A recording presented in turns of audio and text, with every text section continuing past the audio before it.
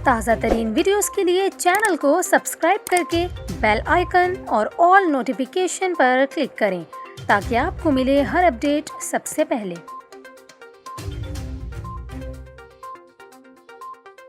और अभी आपको बताएं, कराची समेत मुल्क के दीगर शहरों में सर्दी की शिद्दत में इजाफा हो रहा है। सर्दी में इजाफे के सबब मौसमी बीमारियां भी बढ़ रही हैं, जिससे शहरी परेशान हैं। महकमा मौसमियात के मुताबिक कराची में 10 किलोमीटर फी घंटा की रफ्तार से हवाएं चल रही हैं, जबकि कराची में कम से कम दर्जा हरारत 8 डिग्री सेंटीग्रेड रिकॉर्ड किया गया। इसके अलावा सिंध के दीगर अजला में भी सख्त सर्दी है, जबकि मेहनत कश सर्द मौसम में भी अपना काम जारी रखे हुए हैं। दूसरी जानिब आपको बताएं, मुल्क में सबसे कम दर्जा हरारत गोपिस में -16 डिग्री रिकॉर्ड किया गया।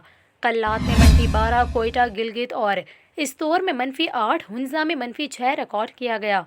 एबटाबाद में -3, मरी -1, इस्लामाबाद डेरा इस्माइल खान 0, मुल्तान पिशावर में 1, सक्खर में 4, लाहौर, फैसलाबाद और नवाबशाह में 6 और हैदराबाद में 10 डिग्री सेंटीग्रेड रिकॉर्ड किया गया।